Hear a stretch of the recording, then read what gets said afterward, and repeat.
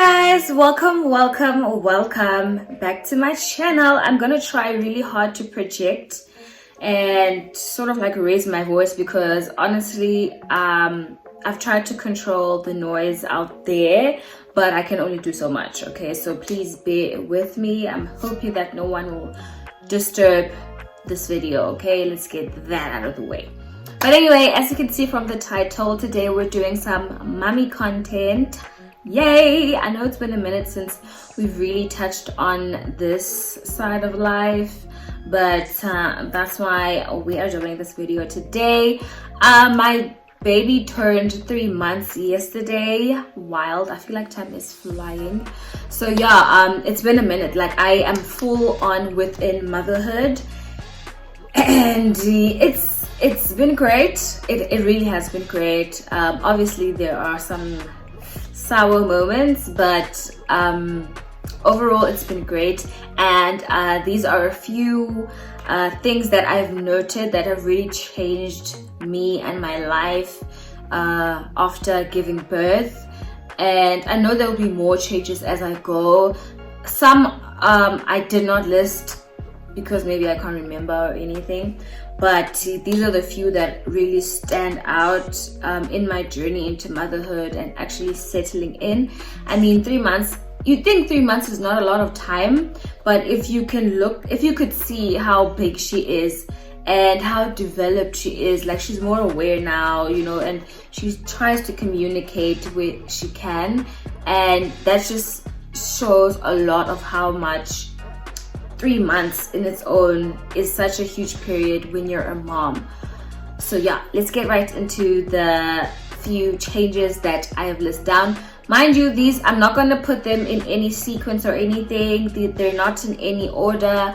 Also, they're going to range from bad changes and good changes, but this is basically what's happening in my life right now. All right. Okay, the first change is that I do not have any personal time. And this is a good one and a bad one because this just means that I'll never be alone. Yay! But at the same time, I'll never be alone. Like, I'm always with my baby. I think maybe 95% of the time she's with me. I am watching her.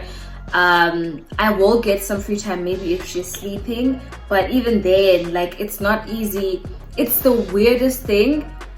Even though she's sleeping, I can't be in another room, because if I am in another room, I can't really focus on what I'm doing there, because half of the time I can actually hear her crying, even when she isn't. Like, it's the craziest thing. I'll always think that I can hear her crying, and then I'm running to my room and see to know she's still sleeping. So it's just this, it's just something that is just hovering in your life that you can never escape. And like I said, it's a good thing and a bad thing, because I mean, sometimes I'm just chilling by myself and she's sleeping, but I actually feel like waking her up because I feel lonely. So it's a good thing and a bad thing. But Nyani, I honestly have no free time. I'm trying to squeeze her into my workout sessions. I'm trying to squeeze her into, maybe if I'm doing my nails or painting my toes, something, anything, but I'm trying to incorporate her in my everyday life because, well, I don't really have much of a choice. Like, she's there, like, there she is. Second one is a physical one, and this one, I think most women experience it, but obviously we're different, so not every single pregnant woman goes through this after pregnancy, but your whole physique is very gushier and softer. Like, and this makes a lot of sense because of the stretch that takes place in your entire body, not just your belly or your stomach area, but everything. Obviously with the weight gain, everything sort of like stretches a little bit, so when it contracts back, it doesn't really go back to its tight natural state, so you sort of like have a softer body. And the weird thing is that even though I've always been like a curvier, you know, fuller woman, I've never had a soft body. Like my body was always like a bit toned and, you know, tight. That's because of working out, which I've done basically most of my adult life. But now after pregnancy, like I can feel my breasts are tight, are softer, my thighs are softer, my booty is softer. So everything is just like more gushier and softer. And I wouldn't say this is necessarily a bad thing, but it just takes a lot of getting used to, you know, like I can't just be running in leggings however I want now, because, well, everything is just gonna do this. Next one is deep sleep. I can't remember the last time I actually slept, like, you know, when you sleep like deep sleep where you're just like, I'm gone, you're waking up, you don't even know what time it is. I have not experienced that in a while, and that's because even though she's sleeping right next to me, I'm always, one movement that she makes will wake me up. Like I'm just not a deep sleeper anymore. Any movement that she makes is like, okay, is there something wrong? Does she need a bottle? Does she need to change? Also that, because at some point you have to wake yourself up to change the baby. And you can't even work in an alarm system thing. Well, you can, I mean, but at the end of the day, if baby decides to poo before your alarm set time, you're gonna have to wake yourself up and check her. So it's things like that. Like you don't have a choice but to wake up at night to change your baby or feed her or something. But deep sleep is just, it's a myth for me right now. Sometimes even when I give her to my mom, where she's like, okay, let me help you out, I'm gonna take her. Eventually at some point she gives her back to me, and then that's goodbye to decent sleep. Like that's it. Every day I think I'm up at like 4 o'clock mostly every day. I'll wake up maybe at 2 o'clock to change her and check on her, and then when I'm up, it's probably like 4 o'clock. And even today I woke up at 4 just to change her and everything, and my baby is so naughty, if I can say. Like if you wake her up to change her, she's the type that literally will think it's time to play, and I'll have to spend at least an hour or two trying to get her back to sleep. Okay, the next one is a personal one. It's about me and like individually. It's outside of the baby, I would say, but I think it encompasses the whole motherhood aspect, especially after pregnancy and everything. But my confidence, like my self-esteem, I think things have really changed in that department. I wouldn't say I've always been like the most confident person, but I know that I have a lot of self-love and I embrace myself a lot. Jay is a sexy, beautiful, you know, attractive woman, but I feel like now that I've given birth, you know, and having seen all the changes that have occurred to me physically, my self-esteem is not in its original place. But now, since I've been like working out and eating healthy, trying to lose all the weight that I had gained, I'm gradually getting to a place where I'm like falling in love with myself once again.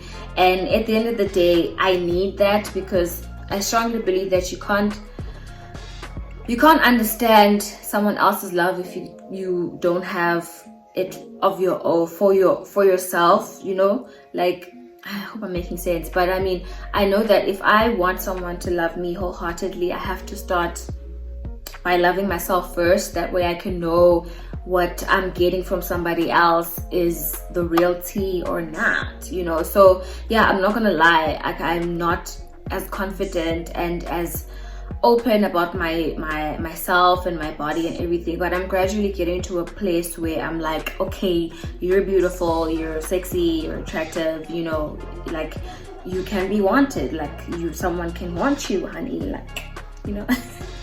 But yeah, it's actually a lovely journey. I'm actually enjoying, you know, falling in love with myself again, which is something I knew would happen at some point, but the rate that it's happening is it makes me very happy, because I mean, it's only been 3 months since I'd given birth, and I feel like I'm getting to a place where I can, you know, be an attractive woman, not only to others, but to myself. But yeah, I mean, to other people, like, you know, I can actually find someone who will find me attractive, or, you know, stuff like that. And this is not only just a sexual thing, but also like with how I see myself in my mind, and how my perspective in J, like just being a positive person.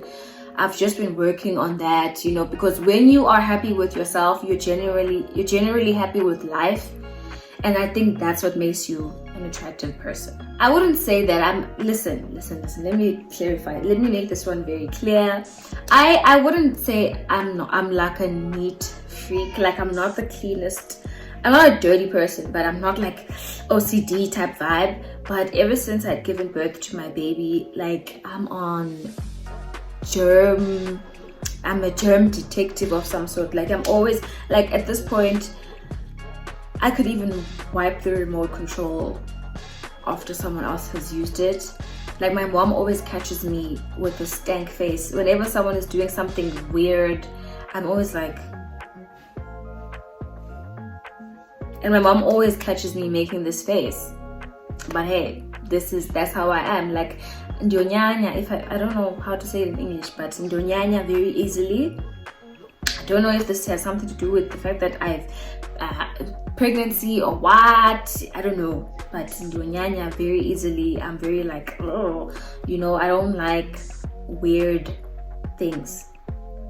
I hope this makes a big change. And this one I actually love because it really helps me in my life, and that is the art of multitasking. You guys, honestly, I think I had tweeted this before. Being a mom is literally just about doing everything with one hand, period. Because yeah, you guys, literally you'll be carrying your baby here and you'll be making a bottle while texting someone. Guys, literally that's just the if you would want to see or get an understanding of my life, that's basically it. Doing about 3 to 4 things at the same time. Okay, I'm holding my baby, I'm on Twitter, I'm eating, I'm feeding her. Literally, that's just how it is. And this is a good thing, I guess, because you get to, you know, meet deadlines quicker. You get to do everything that you need to do. But guys, it's the reality. I see some people on Instagram. Obviously, Instagram sort of like dramatizes things, you know, just makes things a little bit over the top. But that over the top is the actual reality for most moms. Like, you actually eat while you're feeding your baby. You actually change your baby while watching TV. Like, honestly, your life is never just doing one thing. Well, actually, at the end of the day, it's in your best interest to do everything at the same time. Because if you did everything one by one, you'd be exhausted by the end of the day, because it will take you longer to finish. What I've been experiencing is definitely, I wouldn't say I'm hormonal, but I'll definitely say that my emotions are definitely not at a place that basically I'm a wimp. Honestly, right now I'm very sensitive. Right now I cry about a lot of stuff. I was watching this movie yesterday. I think it's called Cargo on Netflix. It's about this guy who has to sort of like survive in the wilderness, basically. And there's this zombie-like disease that's going around. You know, when people are zombies and then they biting each other, and then the virus is spreading that way. Then gradually, when you've gotten bitten, you will turn into a zombie now and want to bite other. But it's something like that. So I was watching this movie, and then this guy got bitten by his wife, and they have like a 1-year-old kid, and now he has to try and find people who will protect his child. Guys, my anxiety was doing this the whole time. And at the end, when he dies and gets the virus, I literally cried. I just cried. And whenever someone is crying on TV, even me, I'm crying. But I don't know. I don't know if it's a bad thing, because I guess, I mean, if something is emotional, if something is triggering, it warrants a tear, you know? I think that makes sense. I think that's natural. I don't really mind that. Apparently, if I'm crying about, you know, being hurt or stuff like that, and I'm just sitting indoors in my bed in the darkness crying and not eating, la la la la, I think that's a bit wild. But if I'm gonna cry about something romantic that's happening or someone dying, I mean, that's natural and I'm okay with that. But I'll definitely say it has been heightened by the fact that I think because of the hormones, I think maybe a dash of them are still left behind, but yeah. Anyway, the last change, this one is very like TMI-ish, but it's definitely about my cycle. Man, I've never really had like a heavy cycle, but I think now things have sort of like changed. It's not like heavy, man, whoa, bruh, like uncontrollable. Sorry to anyone who thinks this information is a bit much, but yeah, it's not as heavy as heavy. You know when people say, yo, I have a heavy cycle, I don't think I'm at that level, but it's definitely different from what it was before. And fortunately, it's still, you know, just 3 to 4 days, and I'm happy about that. But yay, guys, thereby heavy cycle and the pains. I cannot. There's nausea and then back pains. I'm not sure if that's, hey, I don't know, guys, but my PMS symptoms have definitely changed. Like, they're on steroids right now. Whenever I'm about to start my cycle, I feel like I need to be alone, but at the same time I need attention. Like, I need you to get out of my life, but I also need you to be there. Like Ndilo mess, but hey, it is what it is. Okay, anyway guys, thank you so much for watching. I hope this video wasn't like all over the place. These are just a few things that have changed my life due to motherhood and pregnancy. So yeah, thank you so much for watching. Don't forget to like, comment and subscribe. Let me know what you think about the changes. If there are any moms out there, which I know there are, let me know if you have experienced the same changes. And shout out to everyone who is staying indoors and keeping safe. You guys, I think as a country we're doing so well in terms of controlling the spread, so let's keep on staying home. I'll be back with another video next time. Otherwise, thank you so much for watching. Bye.